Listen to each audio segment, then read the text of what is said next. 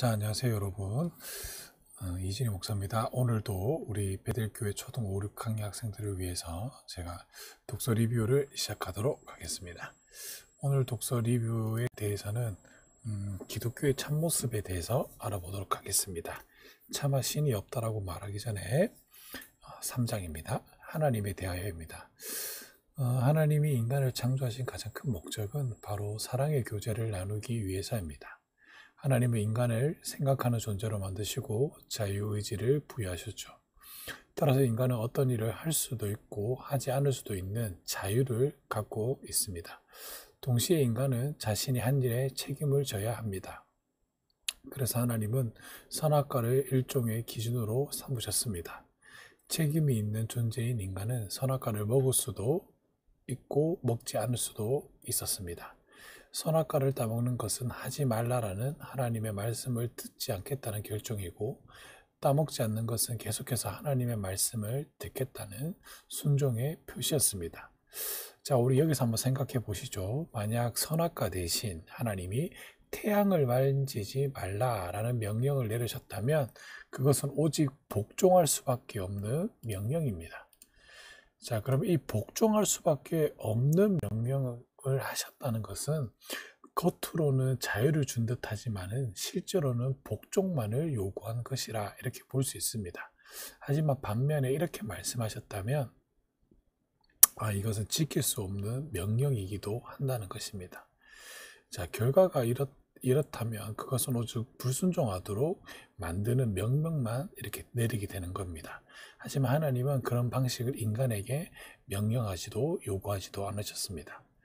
자, 하나님께서는 에덴 동산에 있는 모든 나무 열매를 다 먹을 수 있다는 전제를 두시고 단 한 나무 열매만 먹지 말라 이렇게 명하신 것입니다. 하나의 기준을 정해놓고 만일 불순종하여 어길 때는 반드시 죽을 것이라 이렇게 말씀하셨습니다. 이 말은 부모가 아이에게 이렇게 말하는 것과 마찬가지입니다. 엄마를 잃어버리면 안 되니까 손을 꼭 붙잡아라. 놓치면 큰일 난다. 이런 말하고 똑같은 거예요. 사랑의 하나님은 우리의 아버지로서 우리와 사랑의 관계를 맺기를 원하십니다.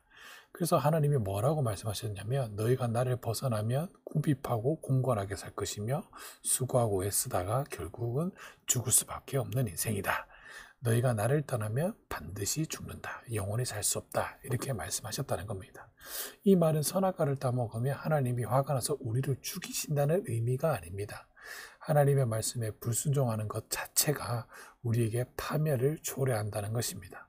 물고기가 물을 떠나 살 수 없고 나무가 흙을 떠나서 살 수 없는 그런 이치를 말하고 있는 겁니다. 또 한 가지 예를 들어 볼까요? 어느 날 바위가 계란에게 말했습니다. 그런데 계란하고 바위하고 싸우면 누가 이길까? 자, 그래서 바위가 말했습니다. 너 내한테 덤비면 죽는다. 하지만 계란은 그 말을 무시하고 바위에게 덤벼들었고 계란이 바위에 부딪히는 순간 어떻게 됐을까요? 그렇죠. 결국에는 계란은 박살났겠죠. 자, 그럼 여기에 대한 책임은 누가 져야 될까요? 자, 이래서 바위가 잘못일까요? 아니죠. 계란이 바위에게 덤빌 때 이미 그 자체가 파멸의 원인이 된 것입니다. 생명과 사랑의 근원이신 하나님께 대항하면 인간 스스로 파멸을 자초하게 되는 거죠. 창세기 3장에는 인간이 사탄의 게임에 빠져 결국 하나님께 불순종하게 되는 내용이 나와 있어요. 그렇다고 해서 사단이 유혹해서 먹었다는 것은 아닙니다. 게임에 빠진 건 맞지만 사람 스스로가 하나님처럼 되고자 결정했다는 것입니다. 자, 이 사건이 일어나기 전에 인간은 하나님과 좋은 관계를 맺고 있었습니다. 그래서 창세기에 보시면 아담과 하와를 통해서 하나님의 얼굴을 볼 수 있었고 에덴 동산을 하나님과 함께 거닐었다 이렇게 이야기합니다. 자녀가 부모에게 효도하듯 인간이 하나님을 경외하고 존경하며 그분께 처음에는 순종했지만 자발적으로 인간 스스로가 이 관계를 깨뜨리고 만 것입니다. 그 후 지금까지 이런 상태가 계속되고 있습니다. 인간은 하나님의 다스림을 벗어나서 독자적으로 다른 영역을 만들고 살았는데요. 성경은 이러한 상태를 죄라고 단정지어 이야기하고 있습니다. 다시 말해 하나님과 단절된 상태, 하나님과 관계가 끊어져 있는 상태를 죄인이라고 이야기하는 것입니다. 자, 그러면 이제 인간에 대하여 조금 살펴보겠습니다. 우리의 모습을 살펴보는 건 어렵지 않습니다. 우리 자신의 모습을 생각해 보면 되니까요. 자, 인간은 불완전합니다. 그리고 불완전하기 때문에 언제나 인간은 실수하게 되는 거죠. 여기서 한 가지 의문이 바로 이겁니다. 왜 인간은 불완전하냐? 이겁니다. 왜 인간은 불완전할까요? 그렇죠. 바로 완전하신 하나님 아버지의 품을 떠났기 때문입니다. 떠났기 때문에 인간은 불완전하고, 그렇기 때문에 인간은 실수하는 겁니다. 자, 하나님을 떠난 인간은 이 세상에서 대략 80년 정도 살다가 죽게 됩니다. 인간은 원래 영원히 살 수 있는 존재였으나 타락한 후에 죽어야 할 운명으로 바뀌게 된 것입니다. 이 땅에는 전쟁과 홍수, 기근과 지진 등이 있으며 고통이 그치지 않고, 만약 하나님이 살아계신다면 이 땅에서 이런 일이 왜 일어날까요? 많은 사람들이 이런 이야기를 들으면서 신은 없다라고 이야기합니다. 왜냐하면 정말로 신이 살아있다면 인간이 이렇게 스스로 자멸하는 길을 걸어가는 데 있어서 두고만 보고 있지 않았기 때문이다, 이렇게 이야기하고 있다는 겁니다. 자, 우리가 지금 낙원을 떠나 고통의 땅에서 살고 있기 때문에 하나님을 떠나 이곳에서는 외적으로 자연재해와 각종 질병이 많다는 겁니다. 또 내적으로는 여러 가지 부패한 인간의 모습이 있다는 겁니다. 시기, 질투, 살인, 여러 가지 등등입니다. 자기 자신의 내면을 솔직히 돌아보면 욕심이 있고 시기심이 있다는 겁니다. 사촌이 땅을 사면 함께 기뻐야 할 텐데 배가 아프다라는 우리나라의 속담도 있지 않습니까? 함께 고시 공부하던 친구는 시험에 붙었는데 나를 떨어졌다면 그 친구를 축하하는 것이 아니라 그 친구를 원망하고 그 친구와 관계가 끊어지게 된다는 것이죠. 인간의 마음속에는 여러 가지 문제가 있습니다. 가령 친구 간의 배신이나 또는 부부 간의 불화도 있을 것이고요. 또 고부 간의 갈등도 있을 것이면서, 또 삶의 회의나 자기 연민, 자포자기, 또 자기 혐오나 삶의 무목적성 등 여러 가지의 형태로 인간에게 이 삶을 비관하는 것을 나타나기도 합니다. 또 하나는 많은 사람들이 지금 현대인이 겪고 있는 고독감, 절망, 폭력, 또 성적인 문제 등이 있다는 겁니다. 자, 그런데 그 중에서 가장 대표되는 것은 바로 거짓말입니다. 참되신 하나님을 떠난 인간의 모습은 신임이 거짓되다, 이렇게 말할 수가 있습니다. 남에게 거짓말하는 것도 문제이지만 가장 무서운 것은 바로 자기 자신에게 거짓말하는 바로 자기 기만입니다. 언젠가는 큰 홍수로 많은 이재민이 발생해 신문에 수재 의원금을 낸 사람들의 사진과 액수가 기재되어 있었습니다. 자, 그것을 본 한 친구가 말했습니다. 왜 이렇게 도와주는 거지? 자, 그렇게 도와주면 살 수 있죠. 하지만 나중에 부자가 되어 수재 의원금을 내면 이렇게 과시하면서 돈 내지는 않을 거야. 돈 내는 거에 있어서 내지 않는 사람이 불평불만하는, 되게 이상한 거죠. 지금 또 안 내는데 부자가 되면 낸다? 그러면서 낸 사람들 얼굴을 실어줬다고 해서 거기에 대해서 불평을 갖는다? 굉장히 자기 기만인 거죠. 우리 행동의 동기에는 이런 면들이 많이 숨어져 있습니다. 예수님이 이 땅에 계실 때 인간에 대해서 이렇게 평가하셨어요. 나쁜 생각은 사람의 마음에서 나오는데 곧 음행과 도둑질과 살인과 간음과 탐욕과 악의와 시기와 방탕함과 악한 시선과 고독과 교만과 어리석음이다. 이런 악한 것이 모두 속에서 나와 사람을 더럽힌다, 이렇게 얘기합니다. 자, 인간은 도덕적 불감증에 걸려 있습니다. 그래서 자신이 무엇을 잘못하고 있는지 모르고 오히려 그것을 즐기고 그것을 앞장서서 행하고 있다는 것이죠. 이것이 가장 큰 문제라는 겁니다. 깡패들이 사람을 괴롭히면서 즐거워하는 것 또한 도덕적 무감각에서 나오는 행위라는 겁니다. 그래서 우리 성경에 나오는 예레미야 선지자는 이렇게 사람의 마음을 지적했죠.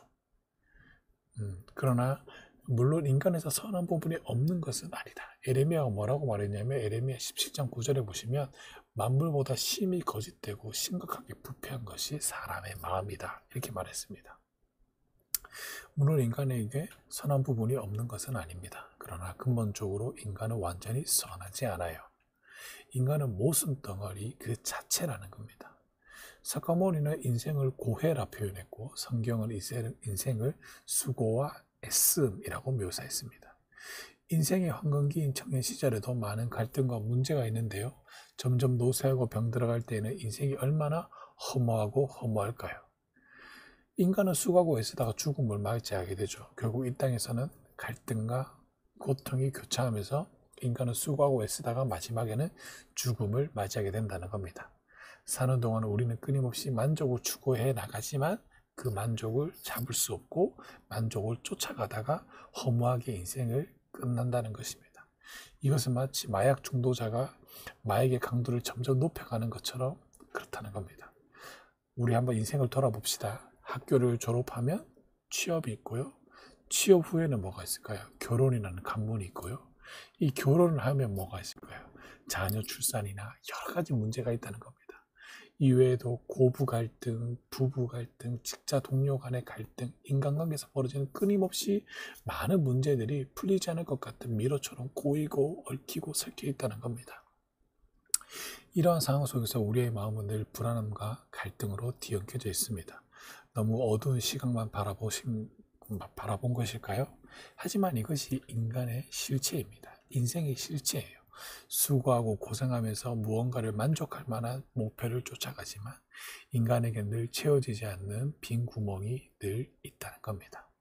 사랑하는 친구가 갑자기 죽었을 때 인생의 허무함과 공허함을 경험해 보신 적이 있나요? 물론 아직까지 없겠죠. 열심히 공부해서 좋은 직장을 얻어 성실히 살던 한 친구가 있었어요. 그런데 그런 친구가 어느 날 갑자기 죽었다고 연락이 온 겁니다. 얼마나 허무합니까? 열심히 공부해서 좋은 직장에 갔는데 출근하다가 죽으면 그거만큼 허망한 게 어디 있겠습니까? 인간은 결국 다 죽습니다. 이는 동서고금을 막론하고 누구에게나 해당하는 명백한 진리입니다. 죽음이란 장벽에 부딪혀보며 인간은 신을 생각하지 않을 수 없어요. 지금도 점을 치러 다니는 사람들이 많은데 이는 앞날을 모르는 인간에게 신적 존재를 의지하려는 본능이 있다는 단적인 증거라는 것입니다. 인간은 불완전하기 때문에 누구에게 의지하려고 그러고 누구를 찾아가려고 그런다는 겁니다. 인간은 구원받으려고 아무리 노력해도 구원을 받을 수 없습니다. 왜냐하면 인간이 스스로 하나님으로부터 벗어났기 때문입니다. 마치 뿌리가 뽑힌 나무처럼 말입니다. 뿌리가 뽑힌 나무는 서서히 말라 죽어갑니다. 그런 나무에게 잎을 아무리 초록색으로 칠하고 영양주사를 맞추면 일시적으로 살아있는 것처럼 보이지만 결국은 마르고 죽을 수밖에 없다는 것입니다. 성경은 인생의 실존에 대해 이렇게 말해주고 있습니다. 인간이 하나님을 벗어났다. 인간은 썩어가고 있다. 썩어가는 인간의 증상은 무엇일까요? 바로 교만과 열등감과 기만과 음탄함과 거짓과 시기와 미움과 다툼 같은 겁니다. 부모가 거짓말을 가르쳐주지 않아도 아이들은 거짓말을 쉽게 합니다. 여러분들 한번 생각해 보십시오. 여러분들 누구에게 욕을 배운 적이 있습니까? 여러분들이 누구에게 거짓말을 배운 적이 있습니까? 아니요. 배운 적이 없습니다. 어느 누구도 가르쳐주지 않아요. 그런데 내가 그것을 하고 있다는 겁니다. 인간들이 모이면 갈등과 싸움이 시작되기 마련입니다. 너나 할 것 없이 자기 고집이 있고 자기 것을 챙기기에 바쁘죠. 이는 인간이 땅에서 뿌리 뽑힌 나무와 같기 때문에 나타나는 단편적인 증상일 뿐입니다. 현상일 뿐입니다. 나무가 땅에서 뽑혀 나온 상태, 즉 하나님을 떠나 가출한 인간의 상태인 것이죠. 자기를 지으시고 사랑하는 그분을 박차나온 그 인간의 비참한 결과라는 겁니다. 자, 그래서 인간은 죄에 빠져 있다 이렇게 얘기합니다. 따라서 인간은 죄인이기 때문에 죄를 짓고 있는 것이죠. 죄를 짓기 때문에 죄인이 된 것은 아니라 근본적으로 죄인이기 때문에 죄를 짓는다는 것입니다. 한 가지 예를 들어보고 마칠게요. 어느 날 바닷가 해변에서 엄마 꽃게가 새끼 꽃게를 나무라면서 말했죠. 야, 똑바로 좀 잘 걸어봐라. 넌 왜 옆으로만 걷니? 똑바로 가야지. 근데 엄마는 왜 옆으로 걸어요? 얘도 참 엄마는 꽃게잖니. 그럼 저는요? 말이 안 되는 거예요.